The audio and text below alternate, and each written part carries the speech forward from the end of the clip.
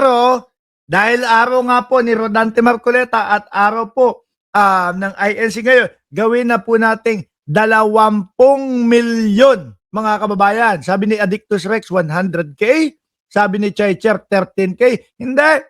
Gawin na natin 20 milyon na INC ang pumunta doon sa EDSA. Okay? Yaan. At dahil nga po, sila ang pag-uusapan natin, mga boss, chief, amo, sir, tingnan muna natin kung ano ba ang paliwanag, ano po, ng ombudsman. Bakit nila kakasuhan ng plunder si Rodante Marcoleta? Alam naman po natin, madami sa mga DDS, lalo na yung mga lawyer ng DDS, ay talagang, bakit naman kakasuhan ng plunder? Hindi naman gumamit ng pondo ng bayan. Ito po ang talagang paliwanag dyan, mga bossing. Kanyang 75 million pesos, Miko. Ayan. Nandun po, kapanayan po, mga kababayan, si Assistant Ombudsman Miko Clabano, mga bossing. At ito po yung pinaka-accurate na pagpapaliwanag ho. Hindi yung doon sa, alam nyo naman kahit abogado kapag ka naging DDS, nagiging ngonguho yung utak Ano? Nagiging eng-eng yung utak O ito yung talagang mas accurate na paliwanag. Sabi ni I.M. Batman, 20 million kasama anino bilang.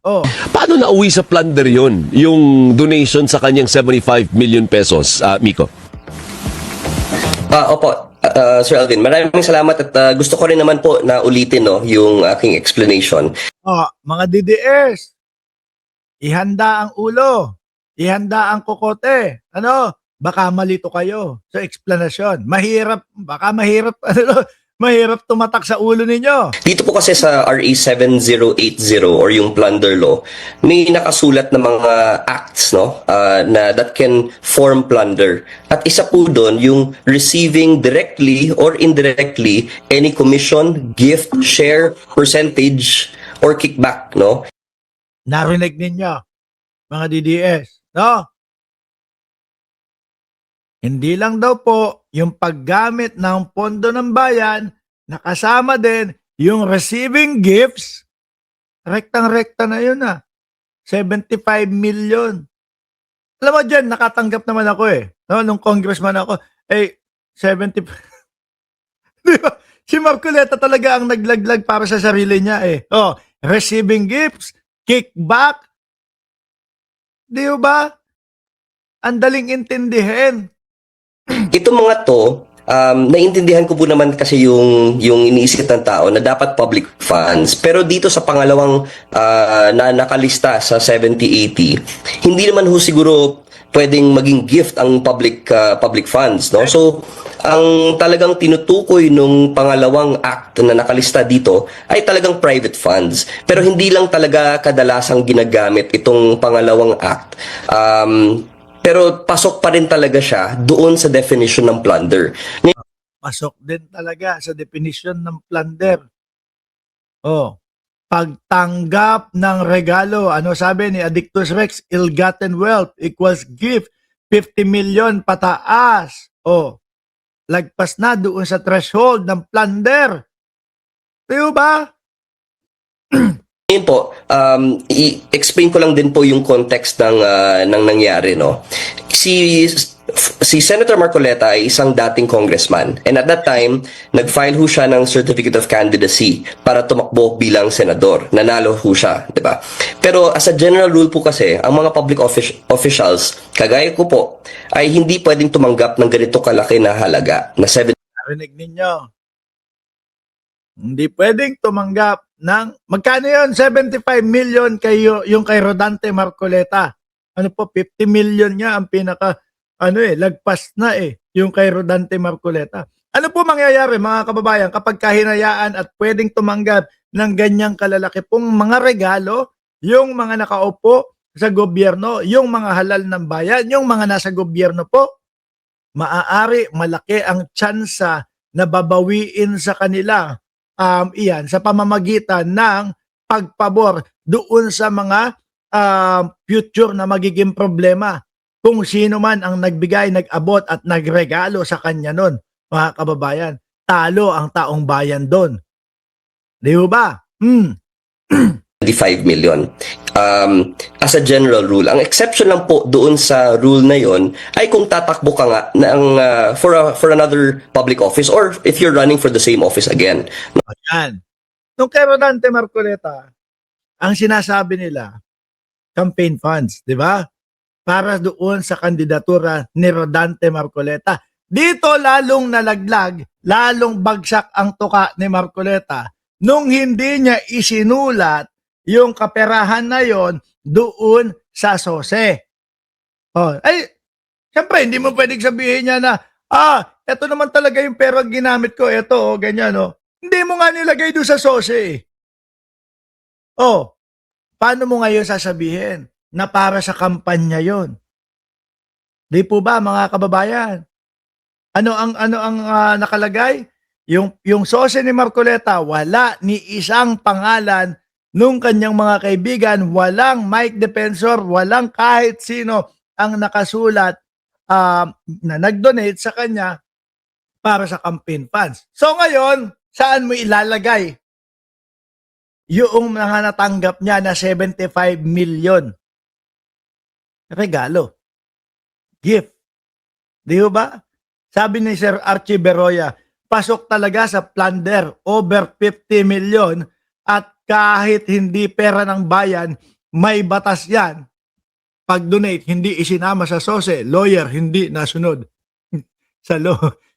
Alam niyo naman po si Rodante Marcoleta. Sabi ni Chaycher, pero ipipilit pa rin ni Marcoleta na walang violation doon. Kasi nga, merong mga nauuto silang mga DDS. Sabi ni Armando Balido, anong 20 million?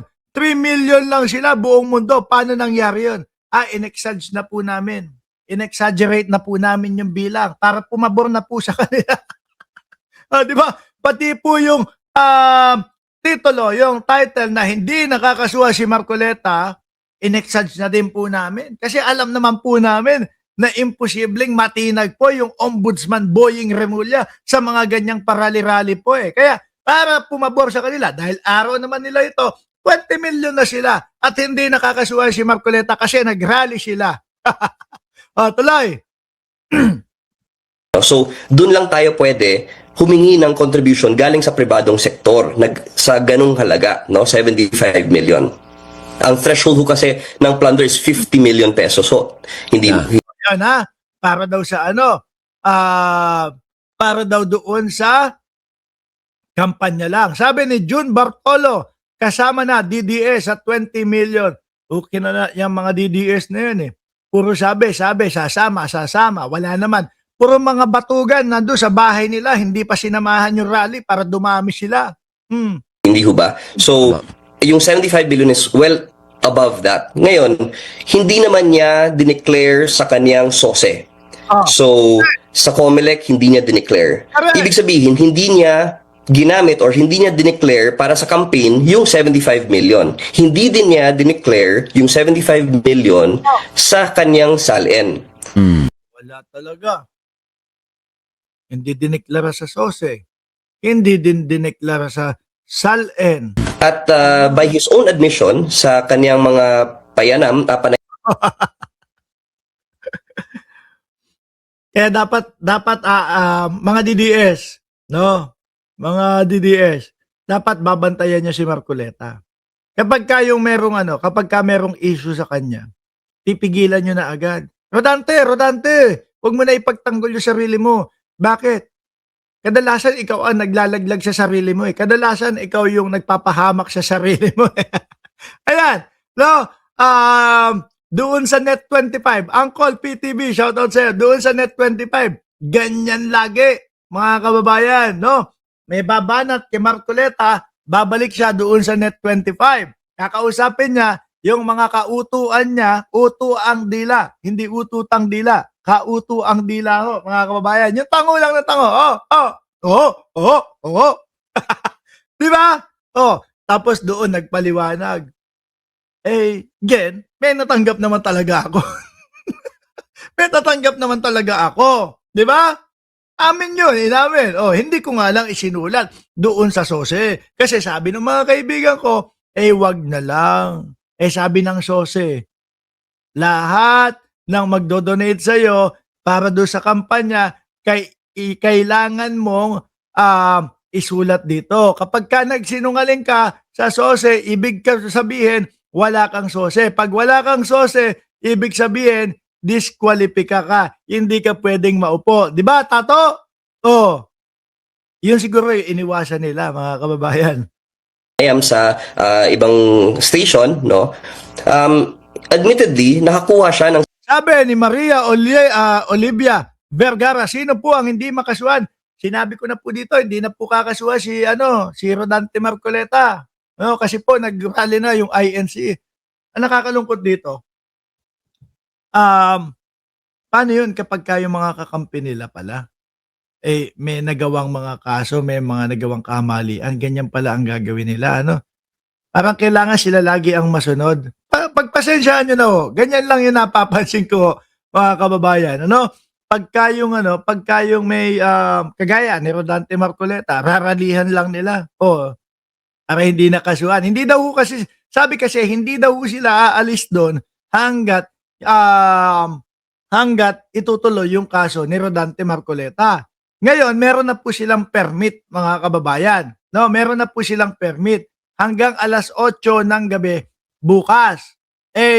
Panigurado naman po, hindi naman po iaatras ng Office of the Ombudsman yan. Hindi naman po aatras nila Boying Remulla yan, mga bossing. Diba? So, expect natin, medyo mahaba-haba ito. Kaya doon sa mga motorista, iwasan nyo ang EDSA para hindi kayo matraffic. Kung tatagal sila doon ng mga 2 years. Kung tatagal sila doon ng mga 1 taon, maybe. No, kasi mukhang malabo naman pong iatras 75 million from 3 donors. And on the other side, yung mga donors ho na yun, yung ilan po, ay nag-admit din na nagbigay siya ng, I think, 25 million or something. Yun na sila, tagto 25 million sila. Admitted do. Di po ba? Tapos wala sa SOSE. Wala doon sa expenditure niya nung panahon ng election. So hindi mo na maikukonsidera yon na para sa election yon. Para saan na yon? Ano ang nun? Ano ang purpose nun? Regalo, gift. At sabi ng batas, kapag ka 50 million pataas, pasok sa plunder. No? At sinabi din ng batas, mga kababayan, ayon po kay Assistant Ombudsman Miko Clabano, hindi lang ang paggamit o galing sa pondo ng bayan. No? Meron din mga pribado na kadalasan hindi nagagamit. Kaya ang alam lang ng taong bayan paggamit ng pera ng bayan. Di ba? Tuloy. Mga DDS Something to that effect. Tama, 25. 25 billion po. Opo, oo. So, ang definition ho kasi ng plunder ay yung amassing or accumulating or acquiring ill-gotten wealth through a combination or series of criminal acts. At yung criminal acts po na yun ay yung nabanggit ko po ay pwedeng receiving a gift from any person. Ayun. So, yun po yung talaga doon. Kung public officer ka, hindi ka talaga pwedeng tumanggap Wala talaga, Kadante, hindi talaga daw pwedeng tumanggap No? Plunder daw, yari talaga. ng ganong kahalaga unless it is for the campaign. Pero hindi niya dineclare sa SOSE niya. So, hindi niya ginamit doon. So, balik tayo sa general rule na hindi ka talaga pwedeng tumanggap ng ganong kahalaga. Kita nyo, napakadali lang naman po talagang intindihin, mga kababayan. Pero bakit sabi yung iba, bakit ganun? Hindi maintindihan ng mga DDS. Nagtanong pa kayo, bakit hindi maintindihan ng mga DDS? Kaya alam nyo naman, yung utak ng mga yan. So, it wasn't me. Shout out sa iyo.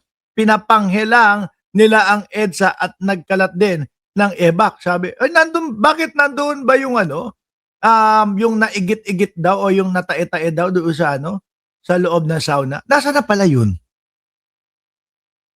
Bigla lang pumasok sa isip ko, nasa na pala yun? Pagkatapos nung nabalita na natae-tae sa sauna, parang hindi ko na nakikita masyado na nagpo-post.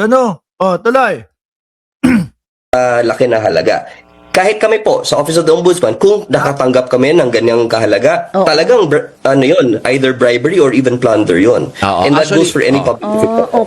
Miko, yun ang O, natandaan mo, narinig mo, Rodante Marcoleta, Ma'am Judy Sestina, shout out sa'yo.